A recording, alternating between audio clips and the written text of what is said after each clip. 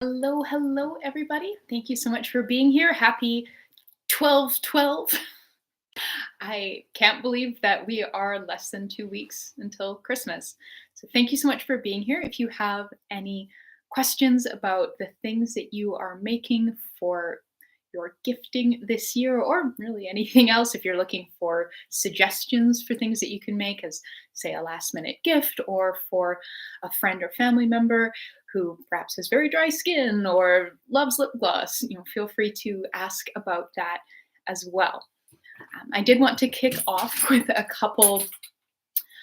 Sorry, Lottie's just rooting through her toy box right now. So if you hear any rustling, that's my dog. I did want to kick off with just a couple kind of quick updates about what's going on with content throughout the last of the year. So I just finished filming the second last video of 2021. So if you see this outfit in a video, all right, there's one more video left after this one.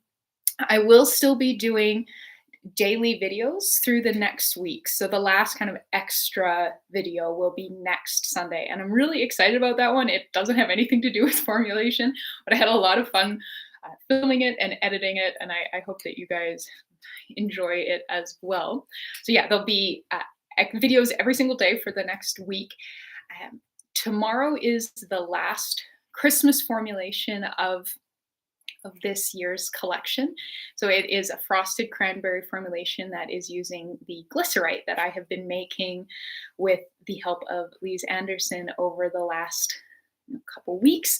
And so you're going to see that in action tomorrow. And that is the last formulation of the Christmassy formulations that I am sharing this year. And then I've got my kind of collection post next Monday, the 20th, is my sort of annual traditional winter solstice themed formulation. So I've been sharing winter solstice themed formulations, around like the winter solstice, the 21st of December, for quite a few years now. And so I've got another one coming out that I'm really, really loving. I will be taking the next Thursday, the 23rd, off kind of in lieu of Christmas. And then I'll be back the following Monday, what is that, like the 27th, with another post. So yeah, kind of now I am taking a little bit of time off for the holidays and I'm looking forward to it. I will still kind of be around, monitoring comments and whatnot, but I'll probably be less responsive than I usually am because I'm going to be hanging out with my mom and like making pie and stuff. Is going to be good. So hello, thank you so much for being here. Hello, Andrea. Hello, Marianne.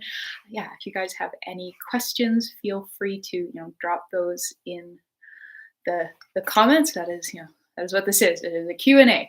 I have had a few questions about the glycerites, and thank you so much for all the support and enthusiastic reaction to the glycerite video. Lise and I had so much fun making those. Hi, Jamie. Hi, Henrietta.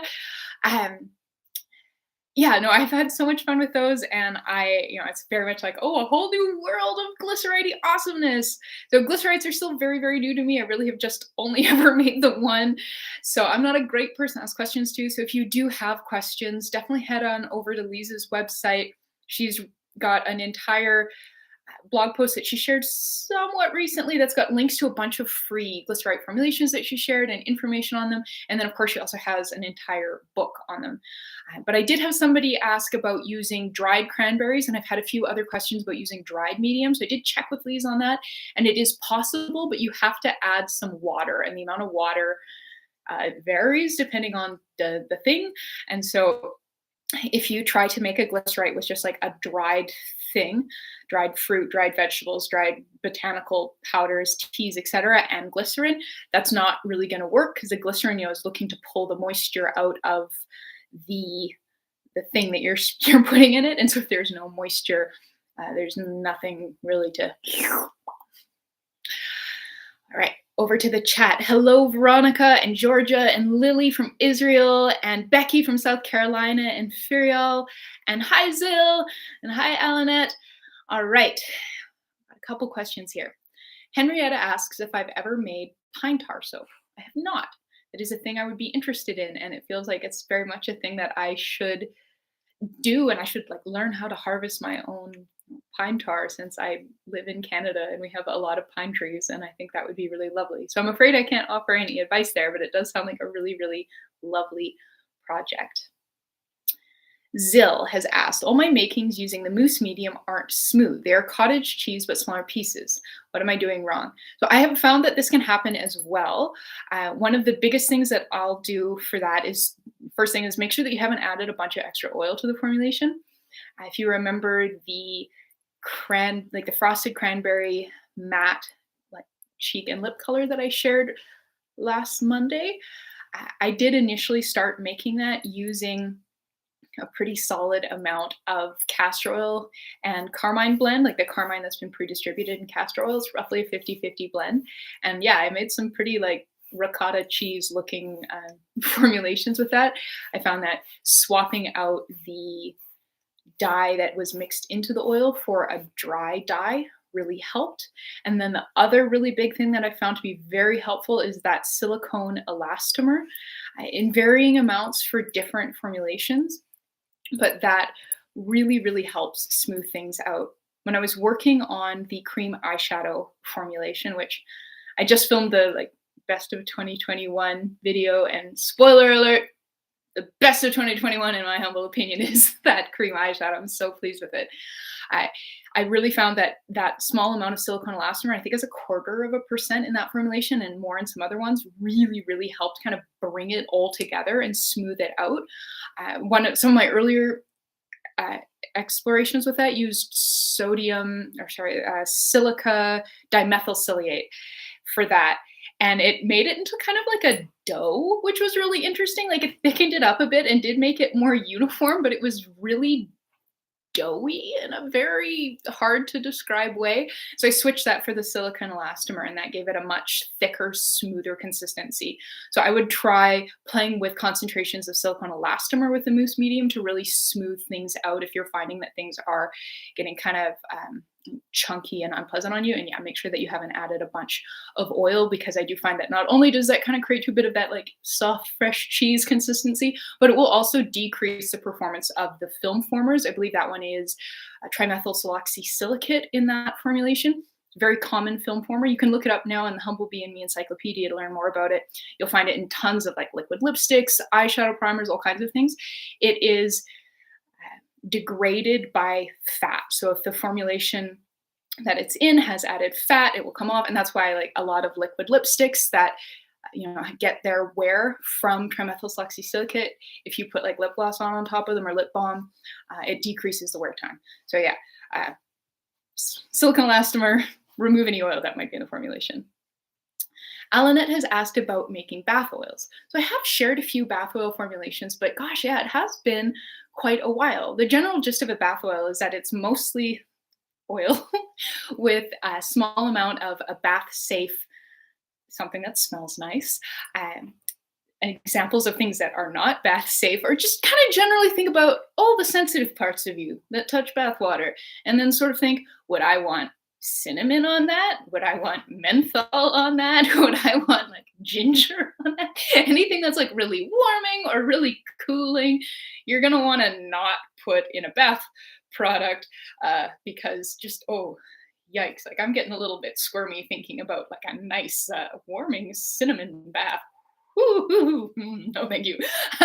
And then you need some sort of a solubilizer or emulsifier in that product so that it will mix into your bath water and make your bath water all milky and lovely, rather than just float on the top of the bath water like an oil slick, which sort of not only gives you, a very concentrated experience of the bath oil. If your bath water is here, you've got all the bath oil just floating on top and then nothing for the rest of your body.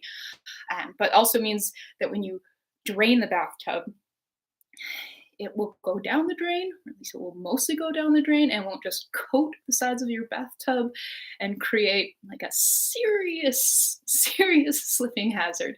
So I've got a FAQ on Humblebee and Me about solubilizers, and it's kind of a chart of different solubilizers that you can look at, and then you can also check out I believe it's like the emulsifiers and solubilizers section of the Humblebee and Me encyclopedia. I think polysorbate 80 and PEG 40 hydrogenated castor oil could be some really good options for that. Or you can look at making like a solid bath melt that would use potentially some sort of an emulsifying wax. The challenge with those is getting them so that they melt in your bath water without your bathwater needing to be so hot that it is unbearable. So there's some fun and some experimenting to be had there. You want it to melt in your bathwater, but obviously like not on the counter, and you don't want to get burned. But yeah, so that's the general gist of it. Mostly oil, something that smells nice, that won't make your bits itchy or uncomfortable otherwise, and then some sort of a solubilizer or emulsifier so that it mixes in with your bathwater so that things are safe. Hello to Mr. Herc's Homemade, and to Marianne again, Tulsi. All right, let's go through some of these questions. Lily, hi Lily. Glycerin is pretty sticky. What formulation would you use it in enough to really get the benefits from cranberry glycerite? So the glycerin is pretty sticky thing. I guess I would initially sort of say that it's not as sticky, in my opinion, as it often gets a reputation for. Um, Stickiness is a lot like spiciness in that it's a very personal thing, just like oiliness or greasiness. One person's, oh, this feels really like nourishing and moisturizing and gorgeous, is another person's, this is unbearably heavy and sticky and I can't stand to have it on my skin. So there's definitely a spectrum of personal preference there to take into account.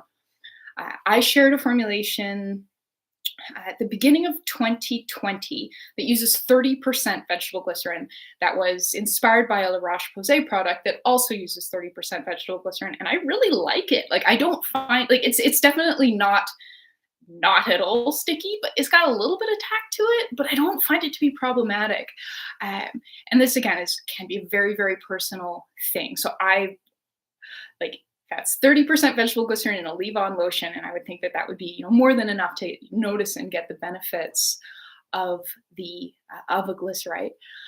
And then also you can use just tons of glycerin in rinse-off products. So if you look at some of my shower gel and hand wash formulations, you'll notice that those often use 20, 30% glycerin. And since it's a rinse-off product, tackiness isn't an issue.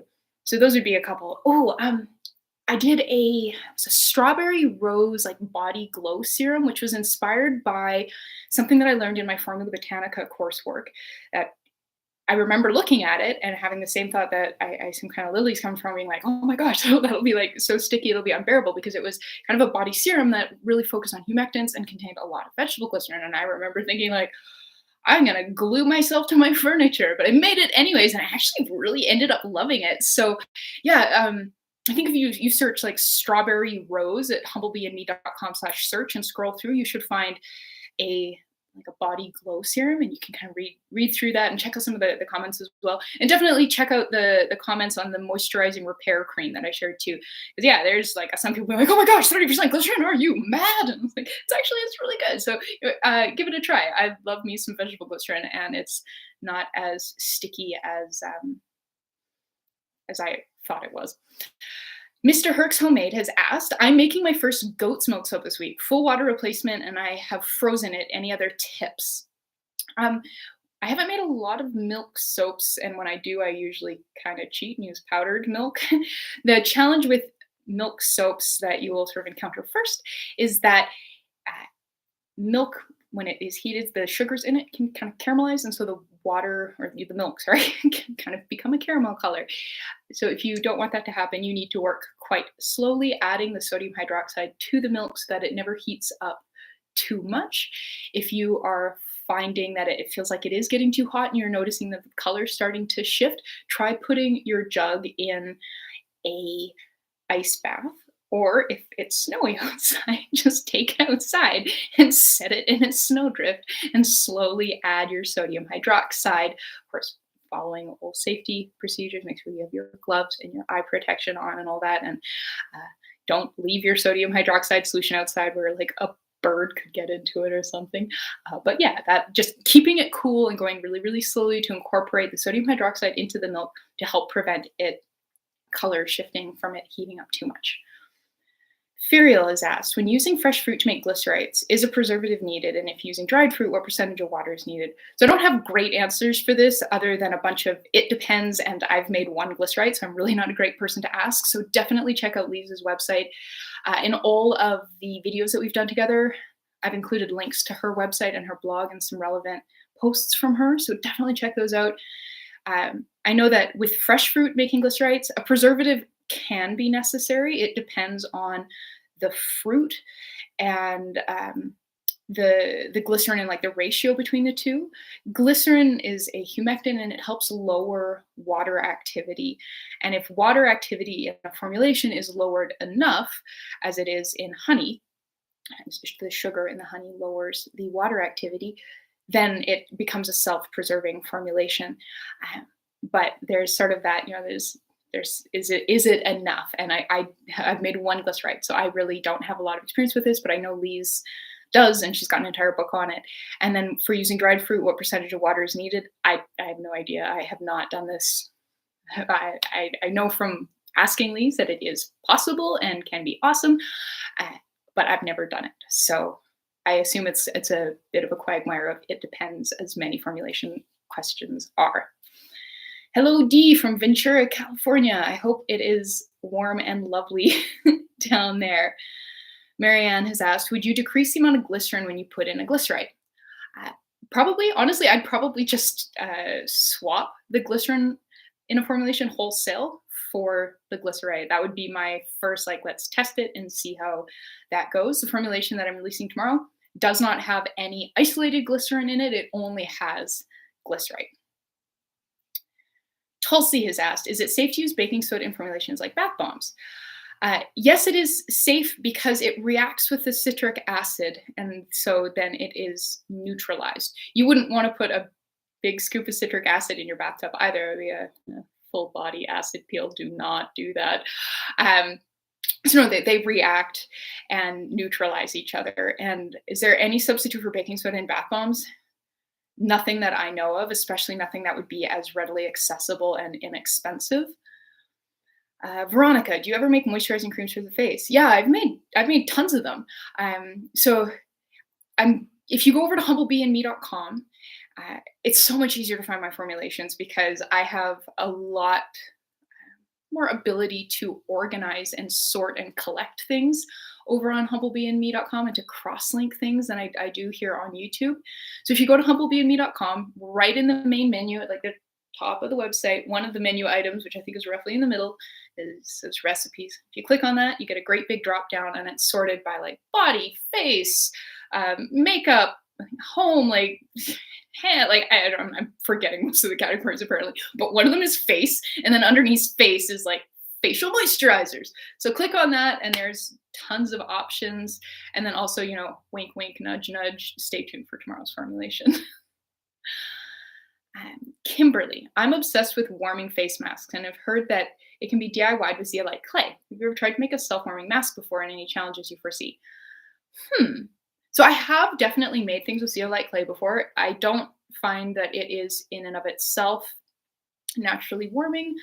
I've tried a variety of different warming formulations, and I think the first one I tried was a warming sugar scrub that smelled like green apples that I bought when I was maybe 12 years old from Shoppers Drug Mart. And I remember thinking, like, what is warming about this? Because I really didn't notice any warming. I think the warming sensation that they advertised was supposed to be from, you scrub the scrub upon your skin, and your body's like, hey, that's some low-grade irritation. Let's send some blood over there. And then that creates a bit of a warming sensation.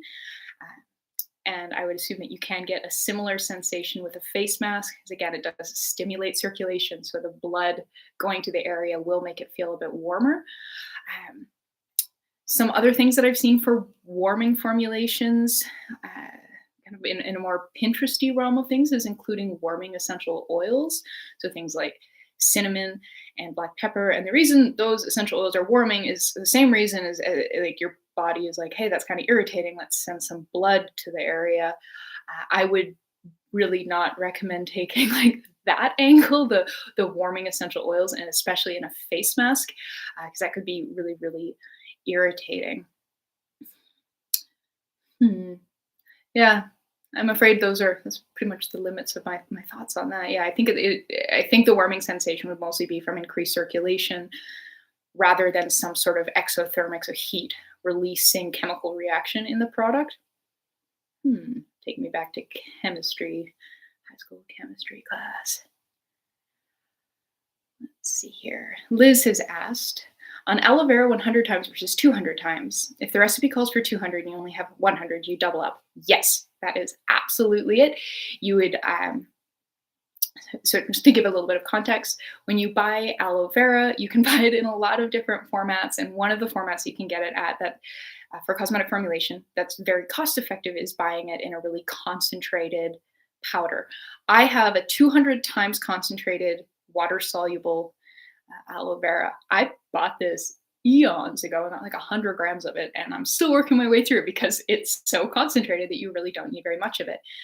If you look at the inky list when you're buying aloe vera juice from cosmetic suppliers, a lot of the time it's like it is this powder in water, and you're just paying to buy a bunch of the water and then to mail it to yourself. So it makes a lot more sense to kind of make the upfront investment in the powder, which is typically more expensive than the juice, and then make your own juice. So if you have 200 times concentrated powder, um, if you had, you wanted to make a 200-gram batch, this works out very nice. So you would use 1% of the 200-time concentrated powder, enough preservative to keep it shelf stable. That amount will vary, but if it was like a Dermal Plus, it would be 0.5%. And then, 200 times is going to be 0.5%. 100 times is going to be 1%. Enough preservative to make it safe, and then enough water to make 100%. Now you have aloe vera juice. Typically, when I'm using these extracts, I only use them that way, and then I call for the juice in the formulation, because when it's 100 times concentrated and 200 times concentrated, trying to weigh out like just a weensy little amount into the formulation to get a reasonable concentration of aloe is very hard. So it's much easier to just rehydrate it and then use that as aloe vera juice. I believe I have these instructions in a less blathery form in the Humblebee and Me encyclopedia entry on aloe vera, if you would like to refer to that. Masa. I can't find GeoGuard, Optifin, or other preservatives in our country, but their substances, so like their component ingredients, are available. Is it possible to make Optifin myself? In theory, yes. You would need to have an idea of the concentrations of everything, which isn't something I've done much research into with those products. It would be possible. I'm afraid I can't provide a lot of guidance on that. I would begin by researching the component ingredients and looking at what their recommended usage rates are, so you can start to kind of reverse engineer how much of those ingredients might be in the overall preservative based on its recommended usage rates. Check out the how to research your ingredients part 1 and part 2 posts that I have over at humblebeeandme.com for some resources. You might also be interested in hurdle technology. So I know Lise has a couple books on that. And if you go to botanicalformulations.com, she's written 2 really great posts on preservation and discussing a lot of hurdle technology that you can employ.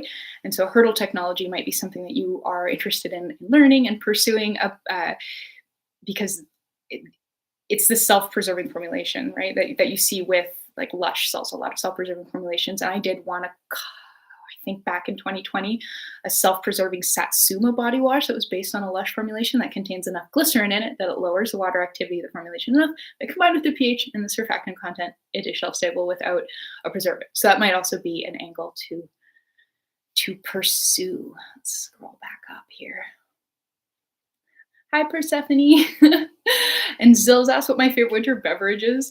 I think it's just tea, but also I think it's just my favorite beverage like ever. My absolute standby go-to, can't get enough of it, is Yorkshire Gold with milk. I love it. It is.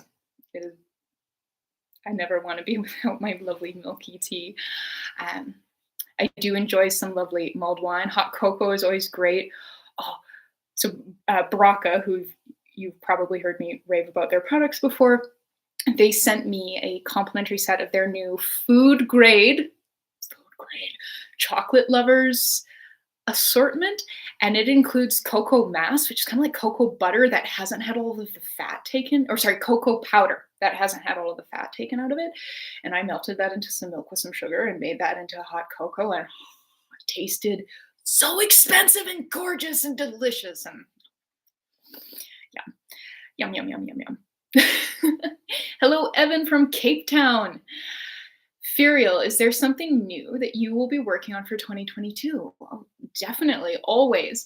Um, so the stuff that I know about right now is kind of stuff that I've already been playing with. So you might have seen my teaser for the long wearing, like transfer resistant lip color. I'm not wearing that right now, so I'm not going to smear my face. But I think it's the end of my candlelight body cream. I think at the very end of that, there's like a teaser where I show you how darn transfer resistant the stuff is, and it's very, very cool. So I'm continuing to refine and test that formulation and recruit friends to help me test it.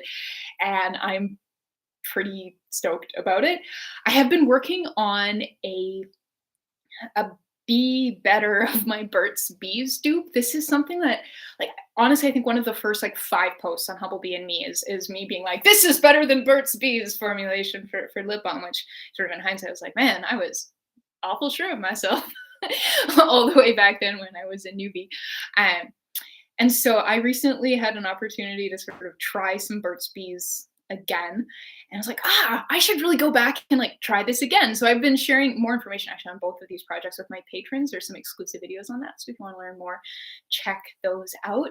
Um, I've got a hand wash formulation that is currently in testing that will be coming out again in early 2022 that I'm loving, that is all natural and self-thickening, which is really, really neat. You don't need any Crofix, you don't need any gum. It uses a really neat technology, or not technology, but like synergistic relationship between a couple of the ingredients, and it self-thickens, and it's so cool. So there's, my patrons have also heard about this already, but I'm really excited about that.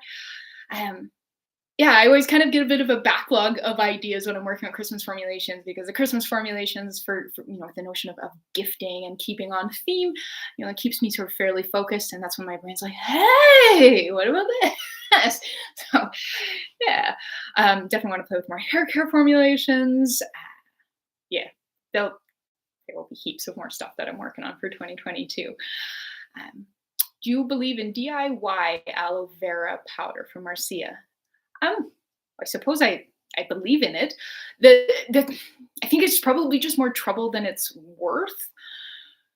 In the world of aloe vera powder, you can get aloe vera powder that is water soluble, and aloe vera powder that is just kind of like powdered dried aloe vera that's not going to be fully water soluble. I really like this stuff that's fully water soluble, much easier to work with. So in order to do that, to DIY that, I think you would have to be creating a DIY aloe vera juice and then like completely dehydrating it in order to harvest the powder. And that sounds like it sounds like a lot more work than is necessarily worth it. Lily has asked, would you consider sharing a formulation with acids like alpha hydroxy and beta hydroxy acids? I'm trying to make a buffer to stabilize the formulation, but I'm afraid of using lye. I need your help. This is really not something that I have done much research into or experimentation with. It's definitely something that I keep meaning to try. I'm just conscious that there is room to do damage when making something like an acidic peel, and I really want to be careful with that. I would never do a high concentration like the Ordinary's 30% alpha hydroxy acid. I would never recommend doing that at home, but something really mild I do mean to do. I just haven't done enough research and experimentation in it to feel confident sharing and teaching that. For sodium hydroxide, Realize Beauty, Amanda's a cosmetic chemist, she's the lady behind Realize Beauty, has recently wrote a post on pH adjusting and really recommended lye. She's like, lye is like, it's the gold standard for lowering the pH of our formulations. So if you're working with sodium hydroxide, definitely just make sure you are taking precautions. You're wearing gloves, you've got eye protection on. Don't store a sodium hydroxide solution long-term in glass because it will eventually break down. Yeah, if you're looking to store sodium hydroxide solution long-term, I would actually do some research into batching sodium hydroxide solutions that soap makers do, because that will have lots of great information on how to store it for an extended period of time. So this is the thing that I'm interested in and I would love to do, and I just need to do more research, and I just kind of keep pushing it off to work on other things because there's so many things to explore and to have fun with. Hello, Iris. So regarding your hyaluronic acid with B5 serum, I want to add silk peptides and tripeptide 5 to the formulation? Can I just add them, or do I need to reduce other ingredients? So you always need to reduce other ingredients in the formulation to keep it balanced. I've actually got a video coming out a little later this week. I'm calling it like how to holidayize your formulation, but it does show you how to just, to make sure you're keeping things in balance. With that formulation, the ingredient that you would be adjusting would be the distilled water. And so say you wanted to add 0.5% of silk peptides, you would add that, and then you would knock 0.5% off the water. And that just keeps the entire formulation in balance. Because when we're looking at ingredients like, say, the preservative, which is effective at 0.5%, if you are adding more ingredients without removing the same amount to keep everything adding up to 100%, there's no longer 0.5% of liquid dermal plus anymore, because the total is no longer 100%. So yeah, you just gotta keep everything in balance regardless of what ingredients that you're adding. I've got an FAQ titled, I believe, like, how do I incorporate X ingredient into my formulation or into a formulation? So check that out. It's got a list of questions to kind of think through and research and make sure that everything is compatible, and then talks about how to modify the formulation to keep everything in balance. And I also talked through this in the follow-up Q&A for the super simple natural lotion that I shared, I believe, in September. So you can check that out as well. It should give you some good starter resources there. Hello, HB. Thank you so much for your fandom and for watching. I really appreciate it. Scrolling here. From Masa, thank you. I've read all of your website content. That is very impressive. And I've seen all your videos, and I wanted to start my own business until I realized we don't have the preservatives you use in our country. I think you can start your own business, but yeah, I think you may be needing to do some more research and experimentation and testing with, say, self-preserving formulations with hurdle technology. As they say, if there's a will, there's a way. It might just be a bit of a bigger bear for you. You could also look into importing things. So of course, make sure you are researching the regulations, the cosmetic regulations in your country, so that you're not using anything that you're not allowed to use. Persephone, kind of a funny and very true comment, saying, I'm afraid of lye too. It's funny how a lot of soapers are afraid of making skincare, and a lot of skincare formulations are scared of soaping ingredients. And it's like, yeah, that can be like a funny little wall to broach when you start on one side and then you want to like hop over to the other. It can be quite intimidating. Acoustic Motorcycle, who I would like to have a shout out. He is the brilliant musician behind the Humblebee and Me theme song. So thank you very much. So he asks, I've seen you use cornstarch in balms. What function does the cornstarch play in balms? Also, I made my own version of your frosted cranberry butter balm as Christmas gifts for my family this year. Oh, well, I hope your family loves them. So yeah, using cornstarch or other starches in balms. So this can also be arrowroot starch, tapioca starch, like any kind of really fine, silky, lovely starch.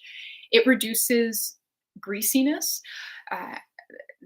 And so step one, it reduces greasiness. So this is a great tip for if you've made a body butter and you're just thinking like, oh man, like this feels like I could just do like a DIY slip and slide along my like hardwood floors, which you would not want to do with my hardwood floors. My hardwood floors are really, really old and they bite. I've definitely pulled a few splinters out of my feet if I don't pick my feet up enough. So yeah, don't do that on my floor. Anyhow, I digress. It will help reduce the feelings of greasiness and oiliness. So if you check out my super simple whipped shea butter, I've included some the cornstarch in that formulation, but you could use arrowroot starch, tapioca starch, wheat starch in that, and it really helps cut the greasiness. Another place that I have used substantial amounts of starch in formulations that are anhydrous is I've done a couple mattifying moisturizers. And so these are inspired by some Lush products that had cornstarch as like it was one of like the first 3 ingredients in a balm.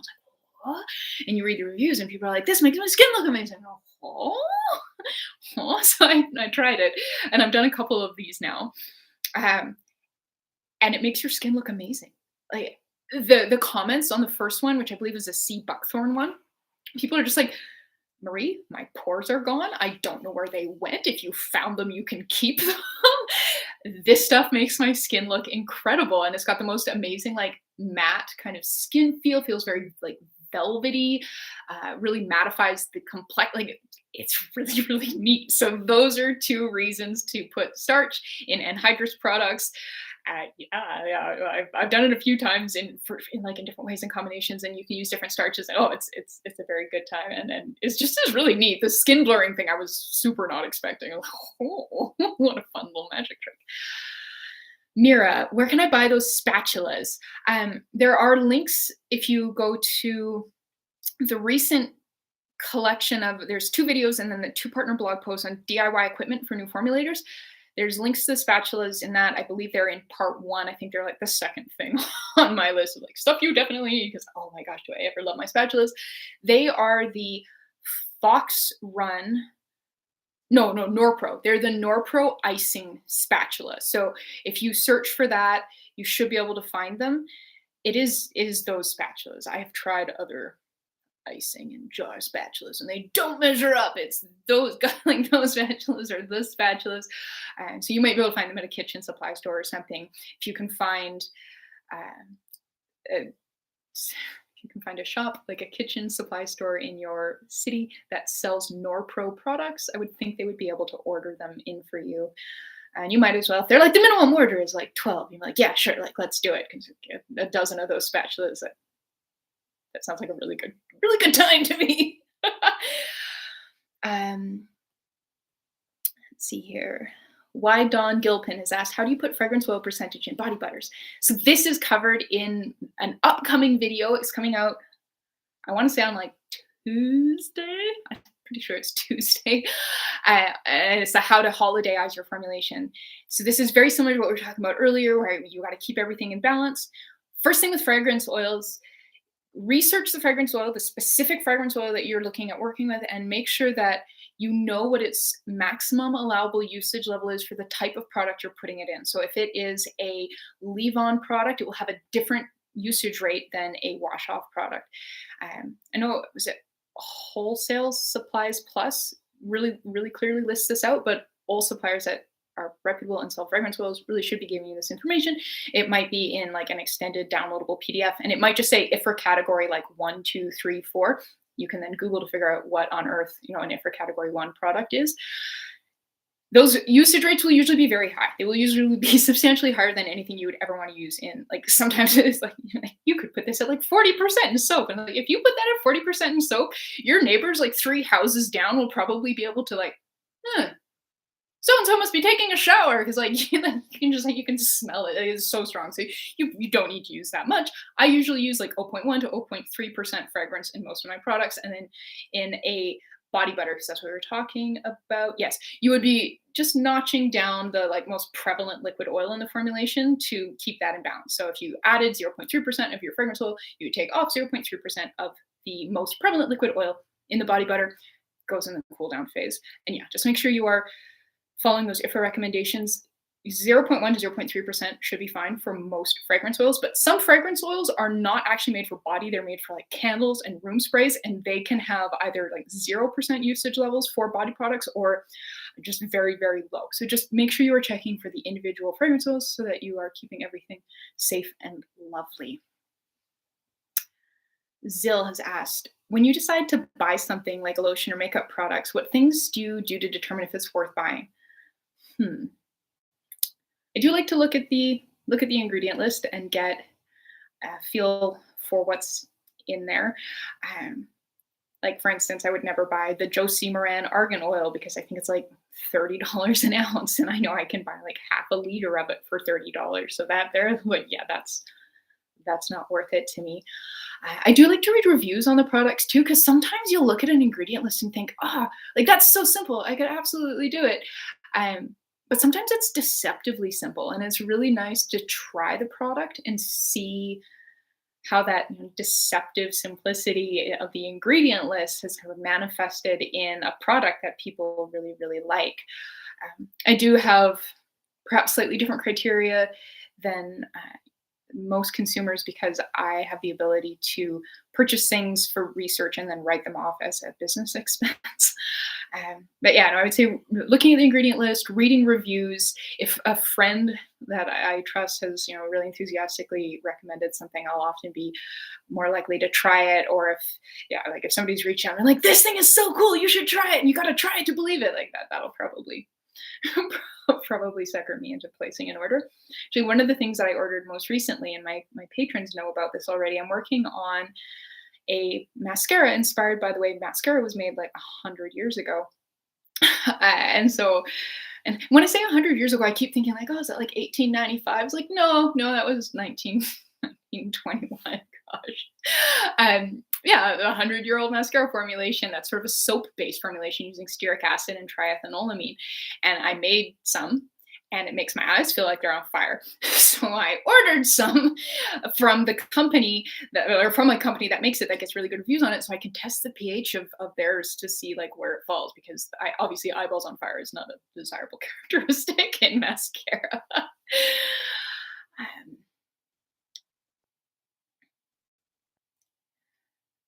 have you ever worked with Phytomuls from Formulator Sample Shop? How many emulsifiers does it replace? Do you know? Um, I don't know because I don't know what the inky of Phytomulse is. Yeah, I have not worked with a product called Phytomulse specifically from Formulator Sample Shop. I may have worked with the same product with a different name. So I'm afraid I can't answer that question. Sorry, Den. Alex, when you apply something topically, typically how much of it enters the bloodstream? There's no answer to that question, but generally speaking, very little. Um, think about if you hop in the bathtub and you soak in the bathtub for like 20 minutes or you go swimming, how much weight do you gain? How much like water do you take in? Like, do you really have to like, take a very large pee directly after you take a bath because your body's soaked up all that water? I'm like, probably generally not. I have personally never noticed that phenomenon. So no, the body is very, very good at keeping stuff out of it. The skin is an excellent barrier. It's very, very good at keeping stuff out of it. And it's very difficult to formulate, like topical drug patches, very, very difficult to formulate those so that the drug actually makes it into the bloodstream, because your body doesn't want stuff entering your bloodstream through the skin. So yeah, having products enter the bloodstream from products that you having anything enter the bloodstream from products that you use is typically not a thing that you really need to be concerned about. And anybody who's telling you something like, 30% of everything that you put on your skin ends up in your bloodstream, that's not true. There's absolutely no way that you can make a statement that broad and have it be true. So yeah, don't worry about it. Your body's really good at keeping itself, keeping itself safe, and that's the skin's role, is to protect your soft, squishy innards. Becky, have you made a no rinse hand wash? No, I haven't. And I'm curious as to kind of what product you're thinking of here, because of course, I think we're all very familiar with hand sanitizers, which is a no rinse hand cleanser made from alcohol, and that evaporates off, and you don't need to rinse it off. But if it's a surfactant based product, like for a hand wash, which is kind of where my mind goes when I see the term hand wash, I would think, like I've made micellar waters, which is sort of a no rinse facial cleanser, which I suppose you could have a similar, you make micellar water for hands. Seems feasible. Stickiness would be the big thing that I would be worried about there with a leave-on product that contains a foaming surfactant, which of course you don't really want sticky hands. It really defeats the point of cleaning them, because then they just start like picking up all kinds of dirt and stuff. Yeah, it's an interesting proposition. You try micellar water on your hands and see what you think. HB is asked, what is your opinion about Biocrol WS1? I don't have an opinion on that ingredient. I've never heard of it, I'm afraid. There's so many preservatives out there that it's hard to keep abreast of all of them. Denise, I recently bought your book. Thank you. And if you don't have my book, this is my book. It is called Make It Up, and I'm very proud of it. I'd like to know what ingredients and packaging items I should get beforehand, so you can start making as soon as it gets. Oh yeah, totally understand. So before my book came out, I actually did an entire, there's a shopping list on on humblebeeandme.com that walks you through everything that you need and kind of tells you like you'll need this for like one formulation, so it's maybe a bit of a maybe list. I think if now, of course, I can't remember the URL of it off the top of my head, but I'm pretty sure if you go to humblebeeandme.com, one of the items in like the top little turquoise bar is like order my book. So if you click on that and then you read through that paragraph, I'm pretty sure somewhere in the sort of intro paragraph, there's a link to, if you're wondering what you're going to need, click here. And then, yeah, you can click there and there's suggestions of places to shop and lots of great stuff. So that should get you all sorted out. Thank you so much for buying my book. Lily has asked, I sell my product just in my area. I want to know if I can sell formulations you share. I usually put my own spin on them, but like the lipstick formulation, I can't really change the formulation. I'm not a huge fan of that. I do have an FAQ on it. And my thing is, I share my formulations with you guys for free so that you can make things for yourself. So if you're going to take my formulations and make them and then sell them, I want you to make your customers aware that it's my formulation, and if they want to make it themselves, they can, because that's the spirit in which I share, so that you can make things for yourself. I would also ask that if you are profiting off my formulations, that you become a patron, so that I'm supporting your business. So please support my business. Acoustic motorcycle is definitely going to experiment with cornstarch now. Yeah, you're gonna. Oh, it's so much fun. Denise, do you know which preservatives are safe to use during pregnancy?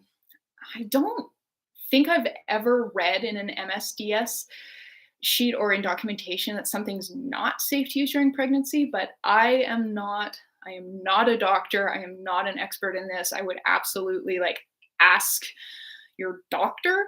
Another angle for researching that would be to look at products, commercially available products that are explicitly marketed to pregnant people, and look at what preservatives they're using. And that's probably okay, but I am not a doctor. I am not an expert on that. I really get very, very hesitant to answer questions about is this safe for pregnancy or something, because I don't know. My degree is in graphic design. You don't want my opinion on if something is safe during pregnancy. Please consult an expert. Big hello to Noak. Are you planning on releasing another book in the future? Question from Liz. I would absolutely love to. I've got some ideas. They've been sort of shelved because the run up to Christmas has been so crazy, but I do have some ideas. Bring the Mess has asked, does anybody know the best natural emulsifier for oil and water? Guar gum is cakey on the face. I would take a look at all of M1000 and Redemuls SCG. I really like them both. They've got different skin feels. They are both natural. They will definitely perform better than Guar gum. They've both got their own strengths and weaknesses. You can look them up in the Humblebee and Me encyclopedia. I really like both of them, and if you can get both of them, highly recommend buying both, playing with them, and seeing what you think. Veronica, hi Marie, I just made your simple lotion and I love it. Oh, that's awesome. Oh, you're gonna have so much fun making more lotions. Definitely, if you haven't watched the follow-up Q&A for the super simple natural lotion, definitely check that out to learn about how to tweak things and adjust things. And make sure you check out the How to Holiday Eyes Formulations video that's coming out this week, because that'll give you some more ideas for adding color and scent and just playing with stuff. Well, the Inky Moles for the Inky for the Phytomulse Chlorella Emulsifier, cetyl alcohol, glycerol stearate, and chlorolith 20. I I don't think I've worked with that one. I know I've worked with cetyl alcohol and with glycerol stearate independently, but I don't think I've ever worked with that compound ingredient. So I'm afraid I don't have any thoughts on that. Hello to Rashi. Alex saying we need more studies about things entering the skin. Yeah, it's a great big, we don't know. The skin is really good at protecting itself. You'd really have to test every single formulation to have an idea for if and how much. It's this great big messy, tons and tons of different factors. People have different bodies. If your skin barrier is in better health than somebody else's, that would also be a different factor. Age can be a factor because the skin barrier decreases in efficacy as you age, which is why older people often have drier skin. Um, yeah, it's just a great big quagmire of it depends. Um, Boji, do you have any? Sorry, the scrolling thing keeps kind of jumping on me. Do you have any favorite active or oil that you love in facial moisturizers? Ooh, I I love argan oil. It's an old standby of mine. I absolutely adore it. It's one of the first ingredients I ever fell in love with. I also really like evening primrose oil for its gamma linoleic acid content. Now, it doesn't smell the most amazing. Uh, I've heard it described as everything from smelling like fish to raw chicken. So Mm. But I have found that it does really wonderful things for my skin. So I tend to blend it with things that don't smell and things that are really, really light because it's also very, very heavy. So if you did a blend of like 20-30% evening primrose oil and something really light like Naissance Handmade Squalane, I think that could be really, really, really gorgeous. Um, Sharon has asked, best yet most sensitive preservative. I'm not sure what you mean by sensitive, like for sensitive skin. I think this answer might be controversial, but parabens are often really recommended as some of the best preservatives for really sensitive skin because they're really, really effective at low levels and have been very extensively studied. I found that some of the more natural preservatives, like GeoGuard ECT, sometimes I find that can be a little bit irritating. Um, yeah, it depends. I haven't written much about this. I've done a decent amount of reading. Definitely check out Realize Beauty's got some good articles on this. Colin's Beauty Pages, he's a cosmetic chemist out of the UK. He's got some really interesting sort of posts and musings on this topic as well. So check out his website. Uh, yeah, no, I think he'd probably be a better resource for this than me. How to raise the pH of your formulation. The from eDubs. Hello. The industry standard is sodium hydroxide to raise the formulation of your preservatives. I've used L-arginine recently, and Amanda from Realize Beauty. I don't know if it was a coincidence or if she saw, but she released a formula or a blog post on sort of the wisdom perhaps behind using something like L-arginine to raise the pH of the formulation. And her argument was that, sort of the reason that sodium hydroxide is the industry standard is because it really doesn't get into a lot of trouble. It really doesn't sort of like cause other reactions with ingredients the way that L-arginine potentially could. So I would, yeah, go check out her article on it. It was really, really interesting. But yeah, sodium hydroxide, like a dilute solution of sodium hydroxide, is the industry standard for raising the pH of our formulations. But sometimes, if I'm formulating something and the formulation, like the pH is just like a little too low, and say it's like a cleanser, I might swap one of the surfactants for something that has a high pH, like decylglucoside, to just kind of like nudge it up with just a bit of like a synergistic interaction between the different ingredients. So that can be an option as well.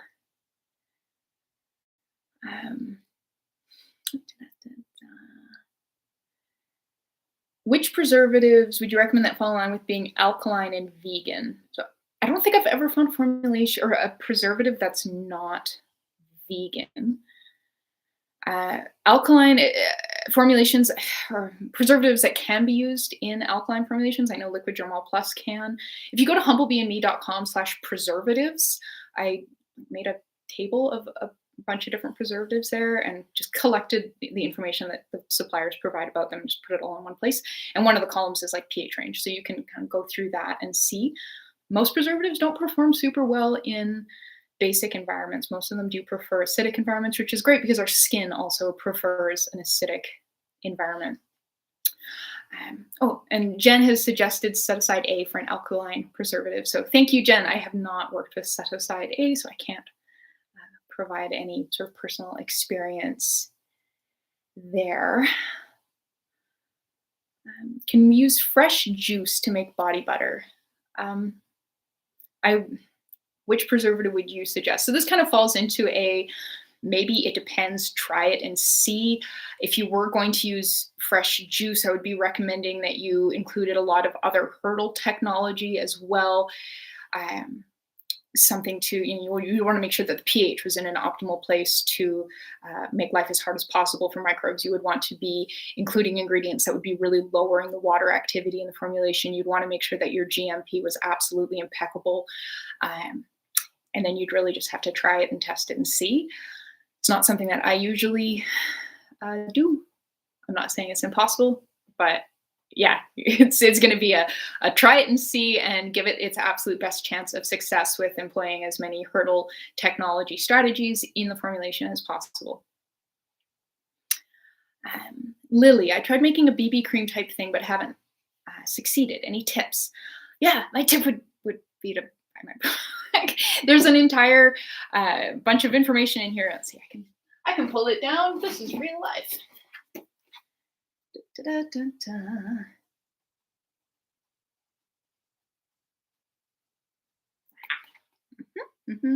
Aha. So we start by teaching you how to make the mineral makeup powder so that the color matches you.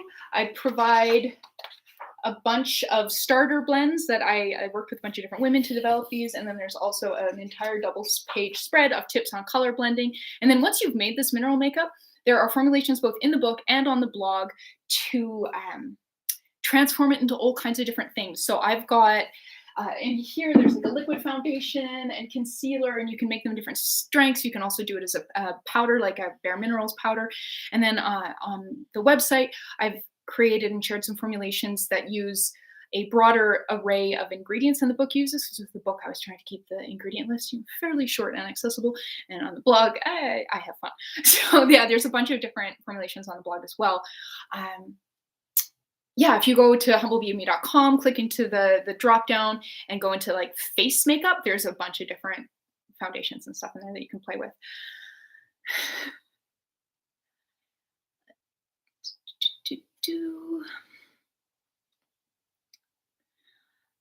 Come on, YouTube, stop scrolling against the tide.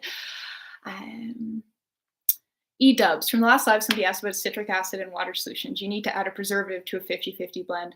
No, that's going to be so acidic that nothing's going to be able to get in trouble in a 50-50 citric acid solution.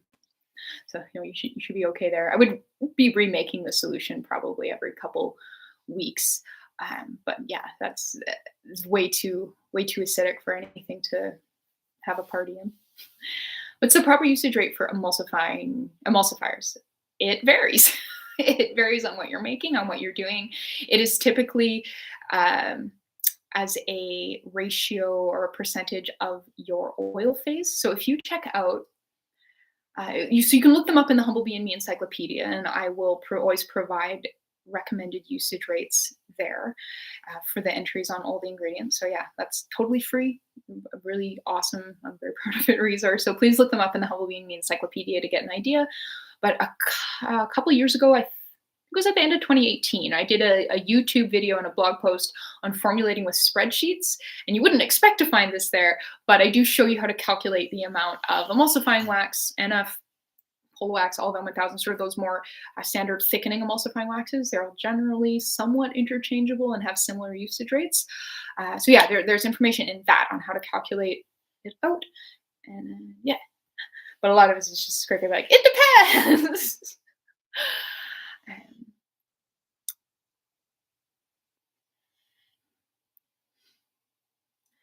How would I use, this is Yogi, how would I use amino acid powder in skincare? I've got some amino acid powder, but it smells. This is not an ingredient that I have worked with, so I'm afraid I'm not sure I've got great personal or from experience advice on this. Really what I would recommend doing is check out the FAQ I've got on how to incorporate X ingredient into your formulations, and check out the 2-part blog posts I've got on how to research your ingredients, so you can research the ingredient, learn all about it, what's it soluble in, what pH range does it need, does it have any ingredients that it's incompatible with, what's the usage rate, and then see if you can find some sample formulations. So if you bought it from Lotion Crafter or Making Cosmetics, both of those companies are great about providing sample formulations for the things that they sell. Take a look at the sample formulations and be like, well, what did they do? So sample formulation,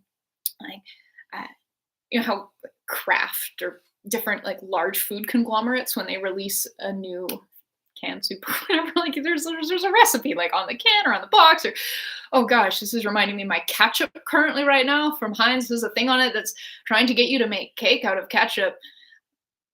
I'm probably not going to make ketchup cake, but that, they're giving you ways and instruction on how to use their product in the form of ketchup. I feel fairly confident in my ability to dip a French fry into ketchup. So I guess they're trying to be like, but you could put it in cake and buy more ketchup. So manufacturers do the same thing with their formulations. Or with their ingredients, they share formulations to teach you how to use them. So see if you can find some sample formulations for the product that you have to learn to see it in action as well. Lily says, of course I bought your book. Oh, thank you. I'm asking about a water-based BB cream for skin that's intolerant of oil. Yeah, interesting. It's not something I've done a ton of experimenting with. You might want to look at a water in oil emulsifier. I think I'm having a little brain bug. Like, hey, Marie, I'm pretty sure that you may be wanting to look at a water in oil emulsifier. The challenge with all the pigments that those use are all insoluble, and I find that if you just kind of put them in water, they just go. And if the skin is intolerant of oil but can potentially is okay with esters, that could be a really good option for you as well. So trying something like Nail-Sans Hemisqualane, Cocoa Caprolate. I did a cream foundation that used isopropyl myricate that was based on a RCMA beauty product. That could be a really good option for you as well. So if the intolerance to oil is like whole oils, but not necessarily everything oil soluble, that could be a good option as well. Zill has asked, what makeup are you wearing today? You look great. Well, thanks. It's definitely a hodgepodge of stuff that I have purchased recently. For the skin, I'm using a Clé de Peau concealer that I found at Winners for $6. It's a $95 concealer, so I would never pay full price for it, but I was quite chuffed with myself for that. The eyeliner is a pen one from an Asian brand, Heroin Beauty, I think it's called. An It Cosmetics brow pencil, a Bobbi Brown lip color. Yeah, I'm not remembering everything. I think the highlighter is Becca. Thank you. I was kind of throwing on my makeup in a hurry when 11 a.m. came a lot faster than I thought it was going to. Veronica, what is your preferred method for disinfecting containers for product packaging? Isopropyl alcohol. It's cheap.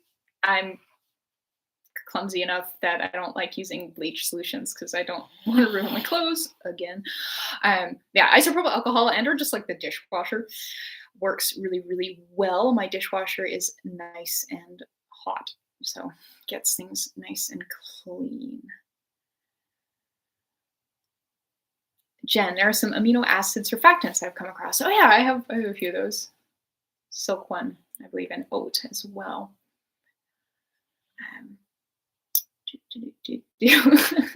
Acoustic motorcycle, the smell of ketchup cake. Oh my, yeah.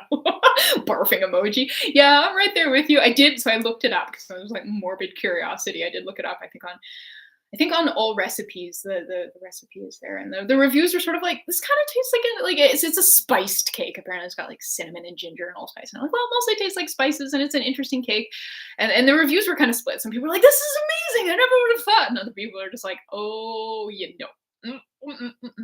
And then quite a few comments from people being like my husband or my dad or like my sister loves cake, like ketchup, and so I thought it'd be really fun to make them a ketchup cake for their birthday, and it was kind of like a novelty item. Yeah, sure. And yeah, ketchup cake. It's something that Heinz has kind of released as a way to use more ketchup. This was a discussion inspired by talking about sample formulations to teach you how to use new ingredients. Yeah, Heinz has a ketchup cake. So I don't know. If you're looking to do some holiday bacon that's a little bit off the wall, you could Google that. Jen, I have just started playing with combo butter and it is really intense. What do you think of combo? Yeah, it is quite intense. So for anybody who hasn't worked with combo butter, when you get it in, mine is from Baraka Shea Butter and it was a gift, full disclosure.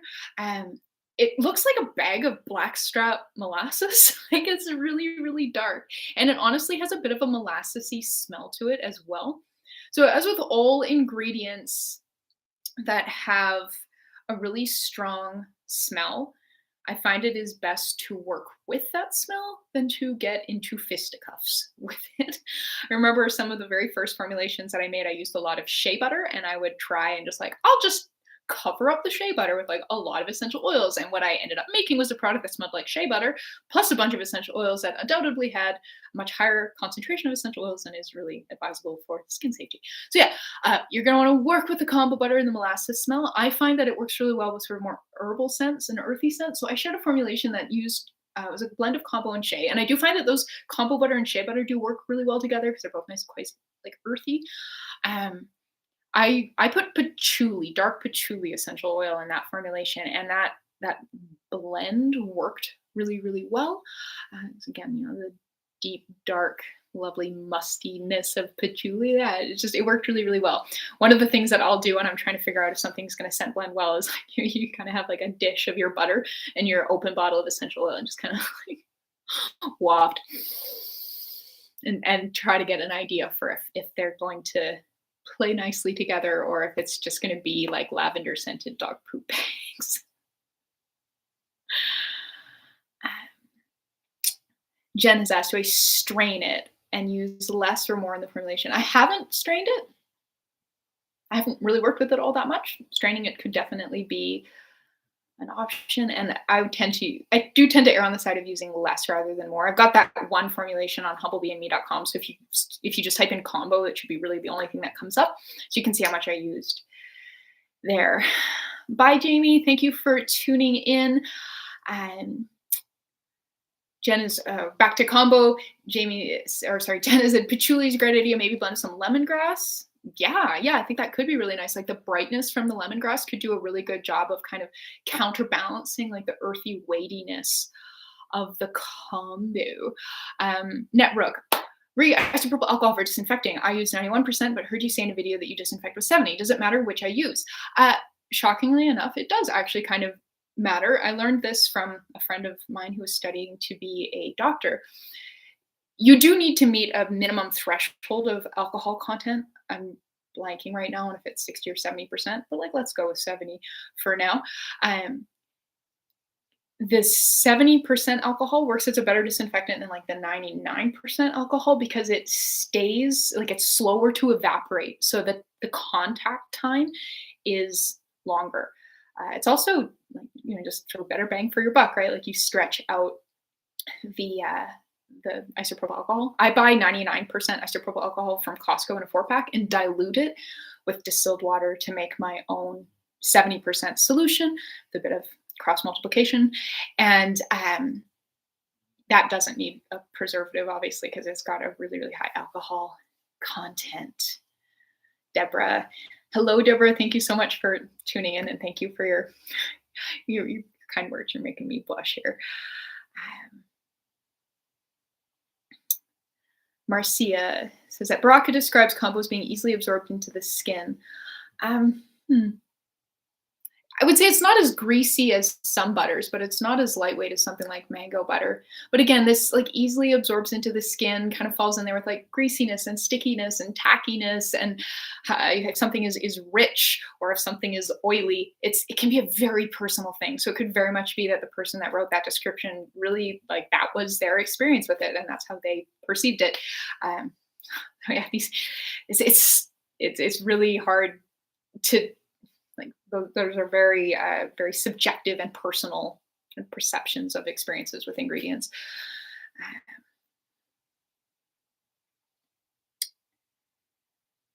Ella has asked, have you ever considered using a magnetic stir for blending lotion without incorporating air in? Yeah, it does seem like a really neat idea. My challenge with expensive niche equipment is that I am aiming to make making accessible to people, and if I'm sharing things that are made with or require niche equipment that's not inexpensive, it lowers the accessibility of the formulation. So that's kind of been my hesitancy in a lot of this. Like I could invest in a homogenizer, and I think I'd probably really enjoy it, but I'm hesitant to invest in anything that the bulk of my viewers and readers wouldn't want to invest in because I want you, like, I want you guys to be able to make all this stuff without it being a massive investment, especially, you know, if this is just a hobby and you're not looking to make it a business. So yeah, it's one of those things where it's like, I could, but I just, so I've been experimenting with using the immersion blender a heck of a lot less recently. And that has actually been working out really, really well. So you'll see that in action again tomorrow too. Have I ever worked with bio glitter? I have. Yeah, pretty much all the glitter I work with. I think the only glitter I work with now is bio glitter. I've got bio glitter from Yellowbee. Generally speaking, I've enjoyed it. It is sparkly. I can't really tell the difference between it and like not bio glitter, the microplastic glitter. Ivan, the owner of Yellowbee, did advise me that, you know, you don't want to be putting the bio glitter into soap batter because the saponification process will probably cause it to just completely biodegrade, but you can sprinkle it on top, and that's been really, really lovely. So yeah, I have enjoyed it. I don't tend to use all that much glitter and things though, because I just don't like cleaning it up. Uh,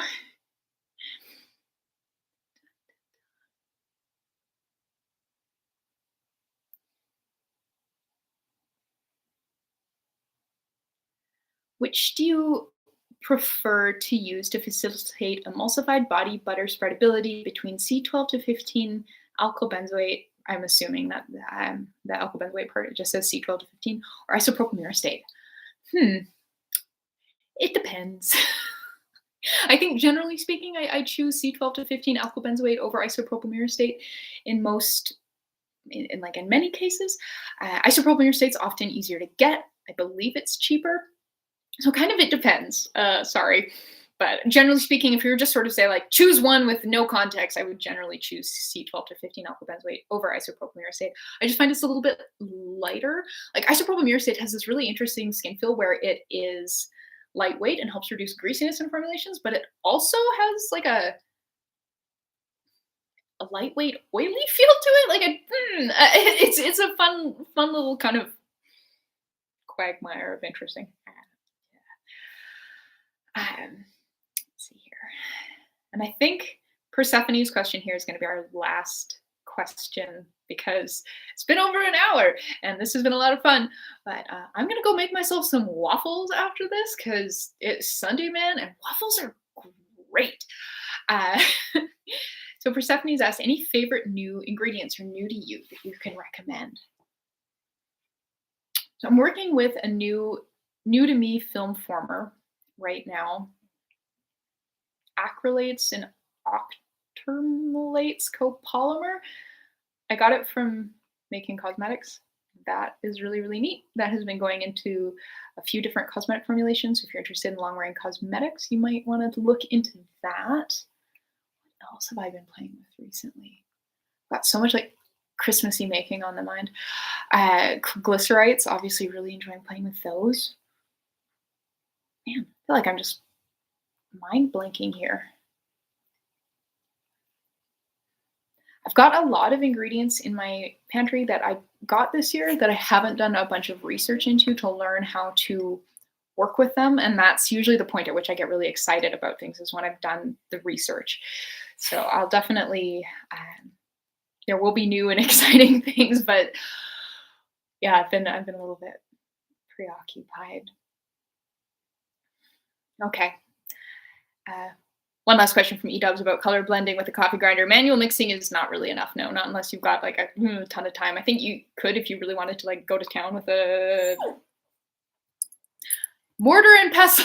It's not that it's impossible, but I did start with hand blending. If you look up the very, very first mineral makeup I shared on Humblebee and Me, I was just like squishing it through a sieve. Putting that into a coffee grinder a couple days later when I finally got one was a massive improvement. So yeah, highly, highly recommended. And a coffee grinder will come in really, really useful. I talk about it in the Equipment for Beginners Part 2. Lots of different suggested uses, very much worth it. Pick one up on like Boxing Day or something if you don't have one already. Yeah. Jen recommends bananas and pure maple syrup for my waffle. You read my mind. Also, peanut butter. Peanut butter and maple syrup is a very underrated but fantastic flavor combination. And then probably also a few scoops of sour cream, because I don't have whipped cream, but sour cream is also wonderful. Okay, yeah. Thank you so very much. I will see you in the coming week. I've got videos coming out every single day until next Monday, and then I'm taking a week off for Christmas. Thank you, thank you, thank you. I had a ton of fun answering all your questions today and chatting formulation. Yeah, peanut butter on waffles. Do it, Mr. Herx. If you haven't had breakfast yet, highly recommend. Okay, have a wonderful day, everybody. Thank you so much for your support, and I'll see you soon.